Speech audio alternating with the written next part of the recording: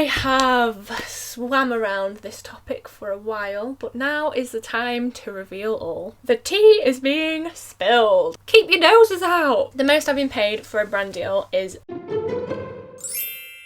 So it's been a bit of a while since I've just sat down and had a good old natter with you guys, so I decided to ask you guys on Instagram for some questions, and this time I'm going to answer the ones that I usually avoid. I was heavily inspired by my pal Hannah for doing this video, so thanks Han. And yeah, thought we'd have a good old natter. If you don't already follow me on Instagram, go do that, because then you can be involved in the next one. I just moved the camera a little bit because the lighting on my face was annoying me. The first question: worst thing that happened to you at uni? Oh my god, I've kind of talked about this before, but I've never really elaborated too much because, what is this? Because basically I didn't want to cause drama. The worst thing that happened to me was, it was in first year, it was the night before Halloween. All through the house was still. And I was going to go out, like out, but I changed my mind. So I stayed in and I was the only one in the flat, and everyone went out at about 10:30. By 11 there was a knocking on the flat door. I opened the door and it was a friend of like one of my flatmates. He was there for pre-drinks. I knew him, like good pal, well not good pals but acquaintances, you know. So he came in and he was off his face. I think he was high or on drugs of some sort because his eyes had gone insane. He was obviously very drunk, and he was also dressed as a bit of a zombie with a ripped clothes and fake blood and stuff, so he was kind of intimidating. And he was looking for the girl that he knew from our flat. She wasn't in. He came into our kitchen, all guns blazing, was shouting, where is she, where is she? And smashed up loads of stuff in our kitchen. He, like, do you know when after pre-drinks there's glasses everywhere, there's bottles, there's just everywhere? He smashed all that onto the floor. He did a lot, which obviously really scared me. It was shouting and it was just very intense, and I was just like, oh my god, I do not need to deal with this. So I grabbed my stuff that was in the living room and ran back down to my room, literally ran, and he followed me. He chased me down to my room, so I had to lock myself in my uni room. He was hammering on the door like, I'm so sorry Alice, like screaming at the top of his lungs.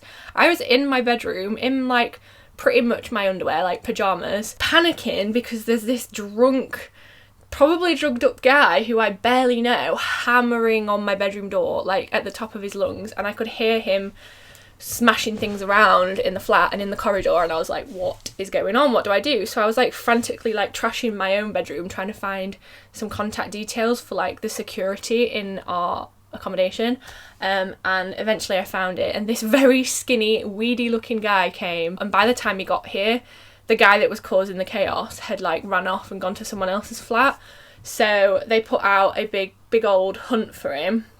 Meanwhile, my flatmate rang me and she said that the police were looking for him because he stole a bunch of donuts from McDonald's. Those of you who know Lincoln, Pavilions is where I lived in my accommodation, and McDonald's is on the corner, and apparently he'd picked up the display shelf of, not donuts, muffins from McDonald's and ran out of the shop with him. So McDonald's had rang the police. So alongside him completely trashing our flat and scaring me half to death, the police were actually after him for theft. Oh, one thing I missed out as well. The first thing he did when he came into the flat was pushed me backwards into my dorm, into like my bedroom, pushed me on my bed and jokingly like dry humped me. That wasn't a joke. Luckily for me, I knew martial arts, so I got him off me, shoved him off, and because he was drunk, he didn't put up much of a fight. I think again he was joking, but that was not a joke. So yeah, he came in, dry humped me, trashed the kitchen, scared the living daylights out of me, and we rang the police and he got arrested. And then the next morning my flatmates accused me of making it all up, so that was fun.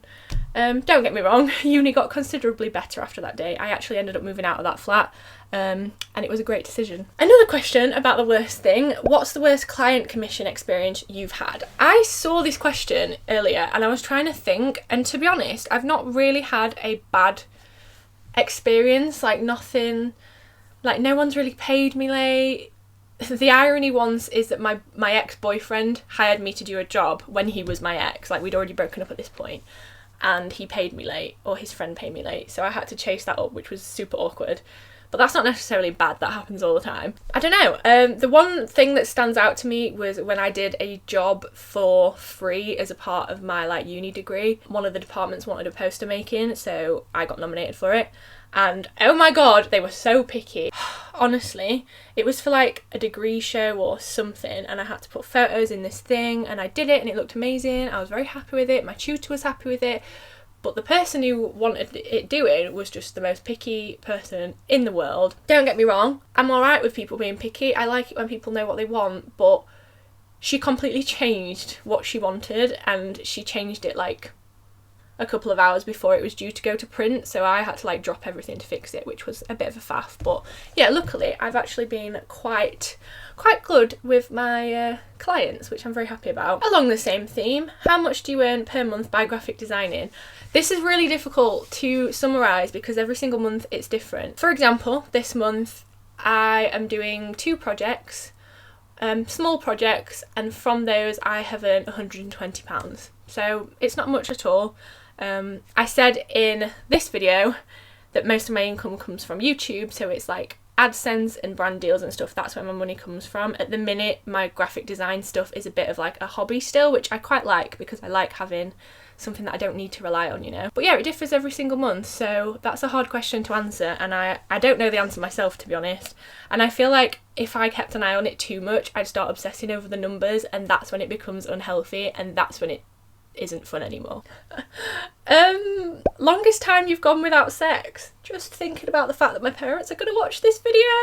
Nope. Is it yours or your boyfriend's decision to keep his identity private? Initially it was definitely my decision because I learned from my previous relationship that I didn't want it to be as public, but I don't think he minds either way. He just respects my decision, he supports what I do, and I think when it comes to the time when I start to show him a little bit, which I am going to do at some point because it's my little video diary, especially in the weekly vlogs, it's probably mainly my decision, although I did mention to him that I'm going to the Capital Summertime Ball and he's coming with me, and that might be the video where I end up showing his face because it's going to be such a good moment. I'm not going to want to censor it, and why should I? Like, we've been together for like 7 months now. So yeah, it was definitely mainly my decision, but he respects that. Ooh, are you jealous that your audience isn't as big as your friends? Honestly, yeah, I'm jealous. I like imagine working in a job and having like some of your best mates in that position with you. They get a promotion and you don't. It just feels a little bit like that. Like, part of it feels a bit unfair because I feel like I'm doing the same as them and I didn't get that promotion. But to be honest, in a way I'm very glad. I also don't have, like, I didn't have an instant, oh my god, she's got 200,000 subscribers, because I don't think I would have been able to handle that very well. The pressure would have been a lot. So I am very grateful for what I've got now, and I'm happy that I've worked hard for it. I haven't had it handed to me on a plate. Not that my friends have, they've worked really hard for it. But I'm glad I've had to like work for it, and I don't know, I'm just glad that I had to work hard for it, and I appreciate the value of it more because of that. I think that means when I do achieve the goals I want to, for example, I want to get 50,000 subscribers by the end of this year, fingers crossed. When I achieve those goals, it's going to mean even more to me. But it wouldn't be normal if you didn't have a bit of like healthy jealousy. Jealousy helps me strive to become better and get the things that they're getting. What's the most I've been paid for a brand deal? The most I've been paid for a brand deal is £4,000, and I actually looked this up yesterday to check what it was they paid me to do.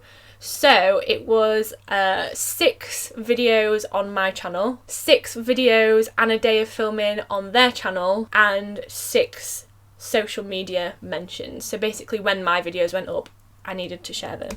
So that is 18, is that maths? 18 pieces of content for £4,000. So that's a lot. When I was told, like, at the time, I was like, holy shit, yes please. Like, that was a lot of money to get in one big chunk. So yeah, £4,000 divided by 18, £222 per item. So that's really good, and I know that's a really well paid job.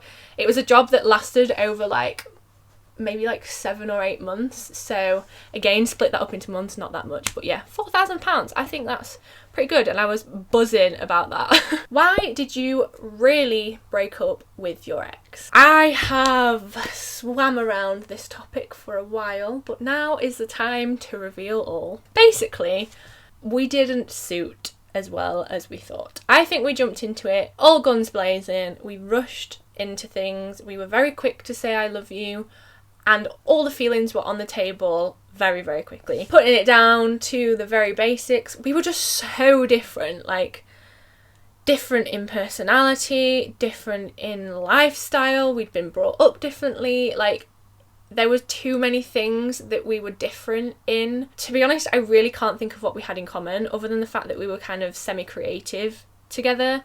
Like he was drama student, I was obviously what I do. But other than that, I don't know. At the beginning of the relationship, it seemed amazing, like it was lovely and all happy and honeymoon phase. But then I think as we came back down to earth, we realised how different we were. I think in a relationship, you should be motivated to be a better version of yourself so you can give that person the best version of you. So you should kind of motivate each other to become better versions of yourselves. That didn't happen in that relationship. I gained a lot of weight, I got very lazy, and that's not what I want to be or what I want to do, but I was kind of mirroring his lifestyle. Oh, the tea is being spilled. Not my kind of cup of tea, I'm afraid. I learnt that the very hard and upsetting and emotional way. It was an amazing relationship at the beginning, but slowly we just realised it wasn't meant to be. And that's fine because I've got a great boyfriend now, so lessons have been learnt. How many people have you slept with? You know what? I've been asked this so many times, and to be honest, it's nothing to do with anyone but myself and probably my partner. Keep your noses out! I'm never going to answer that question. How did you manage to link your business to a lifestyle blog? I wouldn't say I have a lifestyle blog. I don't really have a blog. I think my business is a result of my channel. So it wasn't that I had a business and then I created a channel to go alongside it. It's that I have grown up with my channel, and as my channel has improved and I've learned how to be a bit of a businesswoman, then I've implemented that into my business, and that's the thing I'm now trying to like develop. It's like I've planted a little seed of business, it's got a few stalks, but I need to make it flourish. I don't think I can categorise my business as successful because 1, I'm my world's worst critic, and 2, I don't think I've done enough to like sustain myself and a house and a family and a life, you know? I need to build on things that will help me sustain that. But I'm happy for now, and I'm putting a bit of money away for a mortgage, so yeah, I don't think I've got a successful business at all. Maybe it looks different from the outside because I've probably look like I've got my together, but I definitely don't. I have bad days like everyone, and it's nice to think that you guys think that. So hopefully I can keep progressing and making my business what I want it to be. Well, that was quite a nice way of ending this video. I hope you've enjoyed this video. Hopefully you've learned some things about me. Definitely still didn't answer some questions, but that's just too much. Some things need to be kept personal, even in the internet world. I am allowed to have my privacy. I hope you enjoyed this video. If you did, give it a thumbs up. Don't forget to subscribe if you're not. We're trying to get to 50,000 subscribers. Please help me out. Tell all your pals. Let's do it. We can. And I'll see you soon for another video. Bye!